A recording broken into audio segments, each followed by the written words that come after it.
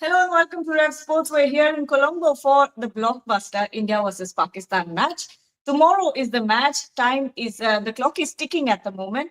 But yesterday, Pakistan had their first practice at the Premadasa. Tonight, India will practice under lights. But both of those teams have not played on this surface. It will be new conditions, new testing waters for both these teams.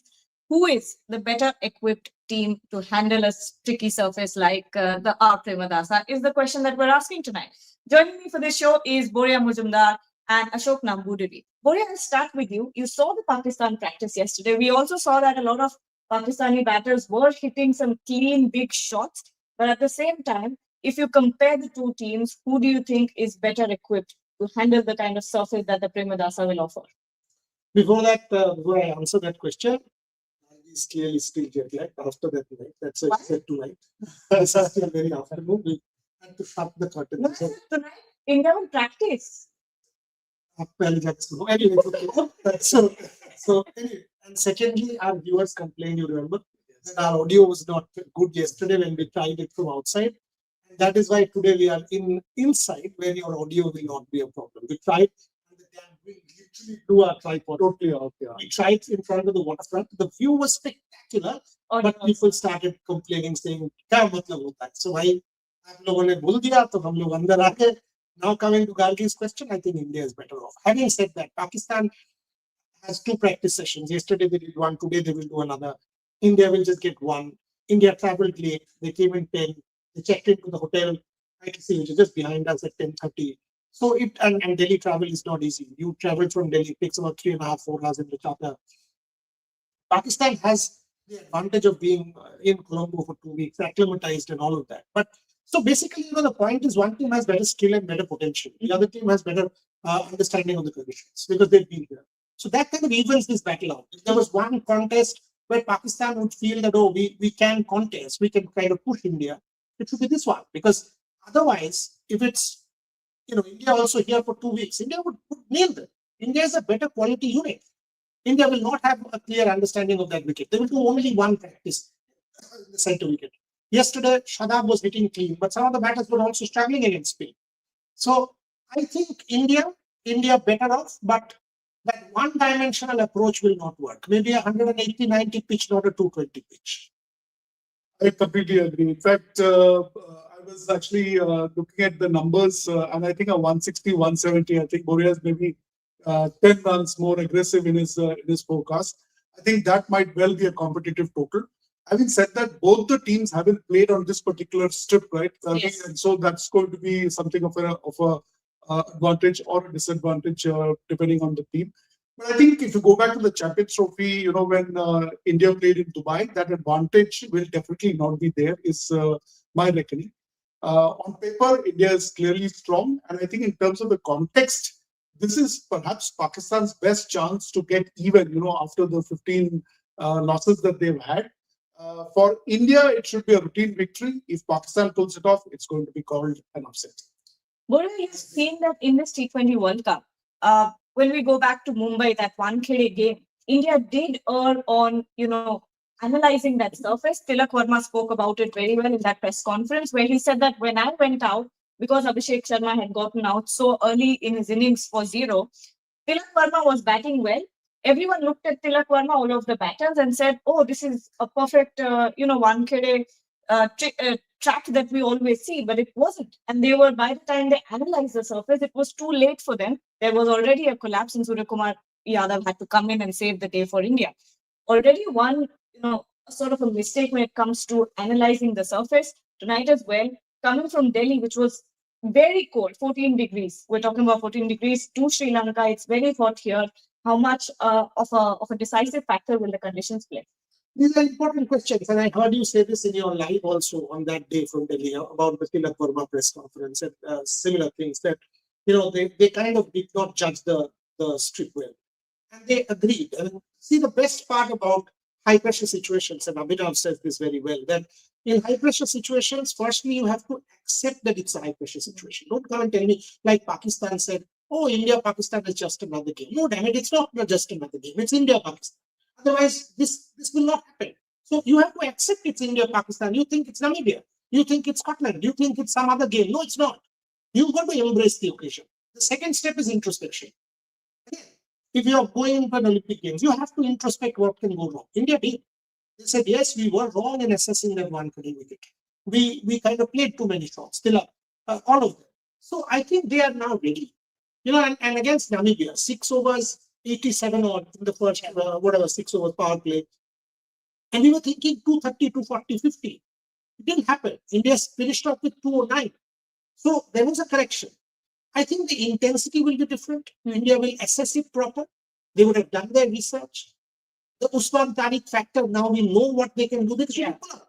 Just pull out. The moment you pull out, do it 4 times. Tariq is under pressure because the time management will also come to Pakistan. And if they are slow in terms of over rate, they'll be penalized. So these are little mental battles that we fought. The Usman Tariq versus India will depend on the pull out. Ash has also said the same. Ashwin has said the same. That pull out. The moment you pull out, what does Tariq do? If he is forced to rush, India will have the upper hand and just steal him up. So this will be a fascinating battle as to who reads the conditions, who kind of understands it better. Stadium will be chock-a-block, the whole pressure of the occasion. So far, in the last few years, India has had the better of all of this. Pakistan has 3 spinners here, and the kind of surface that we're talking about, slow, tricky, and will give a lot of assistance to spinners. Well, at the same time, Indian batters, do you think there are enough batters in the Indian lineup that can pull out those sweep shots, play those shots that will sort of put the opposition under pressure? Do you think that that is the approach that they will take, or do you think a gung-ho approach is what you need at this surface? No, I think I'll just build on what Boria said. I think after the last 2 matches where, one could argue that India has not been firing on all cylinders, I think there'll be a little bit of recalibration that they will do. And that is recalibration in a positive sense, in the sense that they will come to this match with some clear learnings under the belt. And they will really look at then taking on the spinners with the sweep strokes. I don't see that as an issue. The Pakistan spinners, have not really been anything big to write home about. Usman Tariq, yes, one approach could be what Boria has just said, which is that, the batsman pulls out, and which is what Ashwin has also said. But if you fundamentally look at it, what does that stop-go kind of an action give you? It gives you an opportunity, gives Usman Tariq an opportunity to kind of slow down and then change, the trajectory, change the line that he wants to bowl. And the batsman just needs to understand that and recalibrate the approach towards that. So one approach could be that you pull out. The other approach is that you study that and be prepared for it. And I think that gives you the advantage. I'll give you an example based on what you say. So Sachin once told me that he could anticipate the Shoaib after short ball. I said, what do you mean? Or the Yorker. So how did you do that? He said he would rule his arm twice. I said, Achha. He said, I knew this is what is coming. So you follow bowlers. And in the case of Tendulkar, he said, which is why I was never, ever this thing with Shoaib, because I knew the moment he's doing this twice in the run-up, this is coming to me. Then he said, for the Dusra, and this I will never forget. We were sitting in his drawing room and watching a game. And he was actually having, I think, coffee or something with me. And the bowler bowled. The commentators had said nothing. The moment the bowler bowled, he said, it's a Dusra. I said, how did you say this? We are so far away. He said, no, it's a Dusra. I said, how? He said, when first the Dusra came in, I was trying to read. Saklan would do that. I wasn't able to. Then I worked on it. I understood how the grip is. The moment the bowler is holding the ball in one manner, I know it's a Dusra. And eventually, when the replay was shown, it was a Dusra. So the batters or the support staff should calibrate in a manner that they know what's coming. Yeah. There will be clues. So the Tendulkar mantra was, there will be clues that the bowler is giving you. Take the clues and you're on top of the ball. Everyone has a tell. You just have to analyze a bowler or a batter enough to understand what that tell is and what it is telling you. Boria, yeah, thank you. Boria, I'll come to Abhishek Sharma now, because we know it's go big or go home for Abhishek Sharma. There's no really in between for his approach. He goes aggressive or he goes out. That's it. But at the same time, on this surface, now that we know that he's spying from Arshdeep's, have you seen that video? Yeah. Arshdeep Singh, he's saying dal chawal good. So he's fine. Abhishek Sharma comes back in. Do you think there's a change in Abhishek Sharma that we will see, or do you think he sticks to his approach? 100% he will stick to his approach. Secondly, if he was not ready for the game, India wouldn't have asked him to travel. Yeah. You could have stayed back in Delhi, recuperated, and played the next Netherlands game in Ahmedabad, or you could have gone straight to Ahmedabad and played the Super 8 game on the 22nd. The fact that he's come here, secondly, the fact that his entire family is come, it's a giveaway. Yep.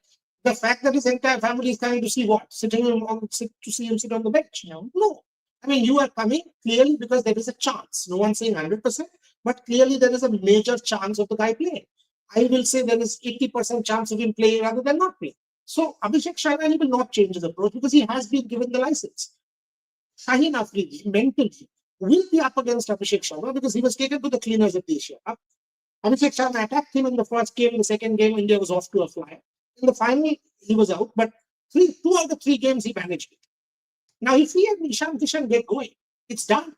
First 6 overs, even if it's a miscue, it will be 2 fielders. You get to 70 runs in the power play, Pakistan's nailed.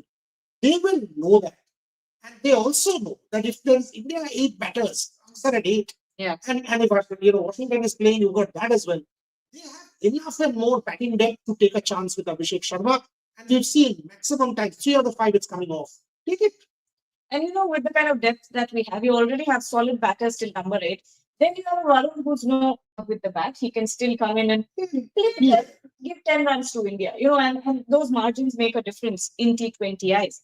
But the next question that I want to ask you is, Ashok, when it comes to this batting lineup, because it's all going to be about how you handle this surface.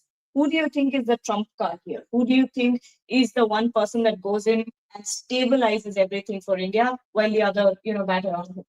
Stabilizes, I don't know, but without doubt, I would say Hardik Pandya in current form. Yeah, I think Hardik has been looking really good in terms of the way he's been playing with both the bat and the ball. Especially that last match, I think he, we've been talking about Abhishek Sharma, we've been talking about Ishan Kishan. Obviously, in the top order, like Boria said, the power play you get that 65-70 is commendable, and it puts the opposition onto the back foot. But I think Hardik Pandya has really been a person who's actually held things together, when things have not gone too strongly at the top. And he's not let the run rate drop. He's been able to take the fight to the opposition. And he's really been in prime form, even from an athleticism perspective. Absolutely. In the matchday -2 practice session, Hardik had gone crazy. Absolutely. He bowled for an hour. Then he went into the nets. Everyone's gone off, by the way. The last batter is batting, which is Mohammad Siraj. And he's still going. He had a 2-hour batting session. Every single shot out of the park in the stands. One thing I'll tell you about Hardik. One guy who soaks it in. Oh, yeah. He has no issues with pressure. He will want to be there in situations like this, matches like this. And he will know that he did not play the Asia Cup final. He will know he missed out. Yes. He will know that he was not there because of injury. Shivam Dubey started the bowling. So he wasn't part of that. It's one thing to be part of the squad, but it's one thing to play that final. Hardik is a big game player. I know Hardik very, very well. He's a very, very good friend of mine. I know Hardik's mental thing is like, I want to be here. I want to be here. He's like, those kind of athletes, the Usain Bolt kind of athlete, who will want to soak in a world championship final, an Olympic final. Anyway, the moment you see, he will do his antics, he will do this. Hardik is one of those guys who will pump the team up, who will get the team up. He will take an outrageous catch. He will do some incredible field this thing. And he's actually bat ball field. Hardik's fielding is underrated. Yes. Hardik is one of the best fielders, catching plus runouts and whatever. Hardik, he's a game-changing player. And in a Pakistan match, think about that match in 2021-22, remember? When Hardik was batting, I think whoever was batting at the other end, 3 balls into the over, and Hardik just did this. Because I just tonked it out of the park. He did that. Yeah, that I'm there. And he tonked it over long on and closed it out. Hardik is much like that. He will be there, soak it in. Yesterday, you and I were standing in the ground inside when Babar was walking out. Yes. You contrast Babar's face Body language. and body language with Hardik's. Babar was tense. Babar was anxious. You could look, his face was like really intense, under pressure, don't do it. Now that builds pressure. Hardik, you will not see that. I'll give you another little anecdote. taking up on that point of Hardik Pandya being such a team man, that day, and we have been focusing on Ashdeep Singh in the practice sessions, right? And you know that he struggles with high catching because he's got some Yes. injury. We've seen that back in Asia Cup as well. He's got some injury on his finger, which hurts him, which makes him drop catches. And there was one point where Ashdeep had dropped a couple of catches consecutively during the practice session. Yes. And they were really like He saw this in the Asia Cup also, right? Yeah. He was just standing in front of us and blocking Yes. a couple of catches. But this one is from match day -2, and they were 5 feet away from me. And Hardik Pandya said to him, Ashdeep, it's okay. Kuch nahi hua, kuch nahi hua. You dropped that catch because you were afraid that it's going to hurt you. So don't worry about it. Go back out there and get those catches again. And he took every single catch after that. She said this in one of her lives, and I was listening to her live, and there was a great story that Hardik actually went and said to her, he's got this leadership. Yes. Who was the one who said this to me? Michael Clark. Michael Clark, in the build-up interview that we had done, if you see, Michael makes this point. He says in the build-up interview in the BWB that we done last week, Michael said Hardik's leadership is underrated. Yes. That he might not be the captain here, but his strategic moves, his tactical brilliance, he will do all this. He's a leader within that side. Doesn't necessarily need to be the captain. So Surya, Hardik, all these chaps, they same team, Mumbai Indians. Now they know the pack is strong enough, and India has a lot of that kind of strong this thing. I mean, Abhishek Sharma, carefree. Ishan Kishan, look at the fellow's body language now. Coming and hitting the ball off the bar. Give credit to the management. Because even if they're failing, they're doing it. Means the management must have said, you have the license. So their credit to Gautam and the rest of the management. We have spoken about multiple times that we're told just go out there and do your thing. But let's talk about Pakistan a little bit as well. When you look at Pakistan's batting lineup, who do you think is the trump card here? You've been talking about Saeed Zafar Khan, but Babar Azam, maybe with the kind of cricket that he's playing, maybe this is just the thing that Pakistan needs on the surface. Look, I've been maintaining that Pakistan's edge really is in their bowling attack. One could argue that from a batting perspective, they are overweighted in terms of, or over-indexed on Shahid Sadar Farhan. And he's been playing well also, so no debate on that. Between him and Saim Ayub, I think they are really dependent on these two people to trump up their batting. And that could be an issue with this particular match as well, is what I strongly feel. Babar Azam, yes, he scored runs in that last match, but he's not really the player for this kind of a format, for this kind of an occasion. That's what I'm saying, because he's playing slow. Maybe that's what they need. What India needs, you mean? No. What Pakistan? Given the Premadasa surface, that way. Oh, see, I'm not so sure, because I think, going by what we just argued earlier, these kind of occasions are also very psychological, upper hand, capturing occasions. And you need people who have that natural leadership, not just in terms of body language, but also in terms of how they conduct themselves on the field. Now, is that the X factor that they need? I'm not so sure. And when we are saying, you must also remember that Zimbabwe scored 170 for 2 against Australia. So it's not as if it's a bad surface. I mean, 170 firstly is a reasonable score. Secondly, you were just 2 wickets down. You were 2 wickets down against an Australian side. In fact, today at breakfast, I met a couple of players. Andrew McDonald had a word. And they were like, we miscalculated. Right? I mean, Zimbabwe getting to 170 exceeded their expectations, and they got the match in control. So it's not, I mean, Shadab Khan, when you and I were standing, he was hitting those clean hits. So if India gets off to a flyer, India will be well and truly, home dry, because after that 100, if you get to 60 or 70 in the first 6, then to score 110 odd, it's no big deal for this side. So Babar Azam, I'm not sure. Babar Azam, at least even against the US, I understand the acceleration in that 1 over against Harmeet. But before that, I think it was what, 25 of 23, 20 of 18? So it was runnable. Against the Netherlands, runnable. Against the US, the first 2/3 of his innings, runnable. Is that going to work against India? Or is that going to put more pressure on the rest of the batters coming in? Is something I don't know. Shahid Hashmi yesterday was telling me that the management has had a chat with the batting lineup and said that, this can't work. This can't work, that every single time that the lower order has to come and save you. If you're going to do that, you're not going to win this World Cup. You're not even going to make it to the Super 8s. So this conversation has been had in the dressing room. But not talking about that psychological pressure that we're talking about. And because we've seen for the first time, I think, 4 India versus Pakistan matches in the span of 6 months, I don't think it rarely happens. But at the same point, last time around, we saw them in that final in the Asia Cup. The incredibly politically charged atmosphere. Something similar this time around, but let's say 5 notches down. At the same time, will there be pressure on the players, especially the Pakistani players, coming off of everything that has happened, all the drama that has happened? Do you think Mohsin Naqvi once again must have had a had a word with the players? No. We will leave this to Gargi. Oh, really? So, Gargi, I'm reminded of that Asia Cup where Mohsin Naqvi walked in and, the tension was palpable. I think overall the atmosphere was surcharged. I think the Pakistani batsmen, their body language was clearly under pressure. I'm tempted to say that it is maybe 5%, 10% lower here. And frankly, if you look at the overall situation, like I said earlier, if Pakistan pulls it off, it will be what is called a classical upset. Yeah. Otherwise, in routine course on paper and on current performance, India stands to win this one.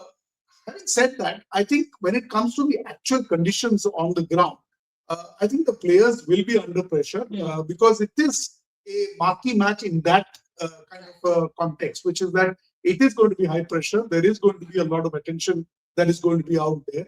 But I think the players are better off without this artificial pressure that builds up, is what I would like to say. I'll change the question a little bit. Horia, to you.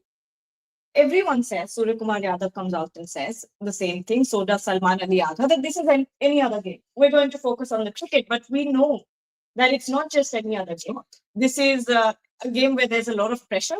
Do you think this time around there's more pressure regarding the conditions or regarding the backdrop of the contest? I mean, conditions these fellows are all used to. Pakistan and India. Yesterday, Sahib Zada Farhan was chatting with Shubain in the lobby and said, we like coming to Colombo. We enjoy coming here. And India will say that as well. I mean, they've come to Colombo multiple times. These are all very, very experienced players. They play IPL 14 games every year, so many T20 games. It's not about conditions. It is about you can't lose this game. There has to be one winner and one loser. On both sides, you can't lose this game. Yeah. Because the moment you lose this game, you're a national villain. And the moment you win this game, you're a national hero, you're a gladiator, you're a supernatural champion. Right? Think about it. The fact is, this match is an inconsequential match. Both have qualified for the Super 8. What will happen? Nothing. Right? And the Super 8s are also given. So you know which group you're in. So nothing will happen. But everything will happen. This is still the final before the final. For Pakistan, if they win this match, they will say, boss, I'm World Cup जीते हैं. अब घर जाना. Trophy बना के नापी दे देगा मुझे. So it is, for them, it's like that. And for India, a lot of people will say, ये मैं जीत गया, कुछ भी हो जाए क्या फर्क पड़ता है. So the stakes are very high. It is kind of unfair at one level on the players. They've got nothing to deserve this. Yeah. The politicians have. I mean, look, Gargi, if you invoke the name of the field marshal in a cricket game, I mean, how does one even explain this to Mr. Naqvi that it's not required? It was a cricket match. You have upped the stakes. Now imagine what your players must be doing. This is what we were talking about back in the Asia Cup as well, when Mohsin Naqvi walked in for the practice session. That time, they also hired a mental conditioning coach 24 hours ahead of the second game against India. That doesn't seem like it helped very much now that we're looking back on that tournament. But at the same time, let's talk about the Indian bowling lineup a little bit. Washington Sundar is back. Jasprit Bumrah is back. Jasprit Bumrah had 2 brilliant sessions back in Delhi. One on match day -2 here. He had a full steam 45-minute bowling session. On match day -1, 1 hour of constant bowling. So we know that he's 100% fit. How much of a trump card is Jasprit Bumrah always is. But at the same time, how are you looking at the combination? Do you think Washington Sundar comes in? Look, if you ask me what are the 3 things that I'd like to see from this match from a bowling perspective, Yes. One is I'd like to see Kuldeep bowling. I think Kuldeep's performance against Pakistan is something that is there established as a record. If you remember, even in the finals again in the Asia Cup against Pakistan, those 4 wickets that he took, he came in and squandered away a lot of runs in the first 2 overs, but then he came back and managed to curtail them very, very strongly. So I think there is merit in looking at Kuldeep coming in and getting a chance to play in this match on Sunday. Second, I would love to see Jasprit Bumrah come in and be amongst the wickets. I think this is perfect match setting for him. He's been looking good. And I think if there is one match, one occasion where he can come in and deliver, let's say, a 2 or 3 wicket haul, this is it. And I think that's something that is now, the time is just right. Washington Sundar, I'm not so sure whether he'll get a chance to come in and make that appearance, but clearly Varun Chakravarti is going to be our ace really. On current form, there is nobody to beat him. 100%. Do you see Kuldeep Yadav coming into the 11? I would have played it. There are certain players who play certain games very well. Kuldeep Yadav and Pakistan is allowed there. Yeah. And these conditions will suit him. I mean, if you want to sort of, and again, go aggressive, because there's nothing really at stake. And Gautam and the players will know that. If you lose, you win. Yes, the bragging rights are at stake. But Kuldeep Yadav, wicket-taking option, Varun Chakravarti, wicket-taking option, let Pakistan feel that Asia Cup, 4 wickets. He's got a psychological thing against Babar. Kuldeep will win that battle against Babar. Kuldeep will want to be there as well. I mean, you start with Hardik. Anyway, he's bowling up front. You start with Bumrah. And you've got a Shivam Dubey to come in and give you an over if you need. You've got a Kuldeep Yadav, you've got a Varun, you've got a Laksa. You've got enough. You are getting Washington Sundar in for Rinku Singh, which is something that is being considered. Then you've got a 4th offie. So you've got a left arm, you've got a left arm wrist spin, you've got Kuldeep, you've got all the bases covered. You've got Aksar, you've got Varun, who's a mystery, plus your flippers, and this fellow with his off spin. Brilliant, right? Very, very good. Sir. For the final couple of minutes on the show, should we take some comments? Please. Yeah. I actually can't see it. Be able to see that far. Yeah. Where is it? Sorry. Plenty of comments from what I was seeing. Okay, let's see. Yeah, Oh yeah, that can be done. Okay, someone's asking, we missed a super chat. Rohan, can you flash the super? Oh, I found it. Kaustubh is asking, do you see India playing 4 spinners? We just answered it. Also, is India really contemplating pulling out Tariq's pause? Will India prefer batting first if pitch is sluggish? No, you want to take that? See, I think, and I've maintained this even, I think, on the show yesterday, which is that the predisposition, the way the squad is built up is that India should bat out there. And, given the way they just have dominated batting in the last few matches, whether India scores a 170, a 180 or a 200, they are saying, we will outscore you, come and match us if you can. That's the kind of approach that India has. And therefore, I think if you've got to psychologically put the fear into opposition, that's the way India should bat it out. On paper, I think they are strong either way. But if I had to pick one, that is what they would really go after. Where is this pool coming from? There's some. You're not surprised. Either way, look at the weather. It's clouded up. Huh? Oh, it's like a very cloudy. See? Oh, that's Just changed suddenly. Yeah. You can show people. It's clouded up. I think there's a bit of a party, or let's say a gathering being organized downstairs. No, it's from there. No, it is from there, but I was telling you about something where there are a lot of pads and gloves and helmets and all kept. So I think there's going to be a bit of a celebration tonight here. And if you see, it's already started to drizzle. Has it? Yeah, because Where can you it has started to drizzle. If you see on the road, then it's complete. Look at these clouds. These are rain clouds. These are proper rain 100%. clouds. Low pressure forming in Bay of Bengal, high pressure forming in Colombo. Yeah, it's very high pressure match. But I think we can. We should end this one. Yes. We have other engagements also and Absolutely. stories to do. But yeah, We'll be back very soon. At 5, you will do a live where you will take all the questions that everyone has asked. Shomik will do a report at 3 o'clock from the Premadasa. that what the build-up is like because he's going there. Shomik will do a report from the Premadasa. In terms of fans, tickets, we can do a report on that because the kind of craze is $500, $600 for one room. It's sold out. It's also a reflection of how the country has bounced back. We were looking at all the numbers yesterday. Looks like the country is back on an ascendancy, and I'm sure that it's bodes well for the cricket as well. Absolutely. On that note, we'll take your leave. 5:30 p.m. India press conference, pre-match press conference. At 6, they start practicing till 9 o'clock, and we'll be here every step of the way giving you all the updates. So don't forget to like, share, and subscribe to the channel. Thank you.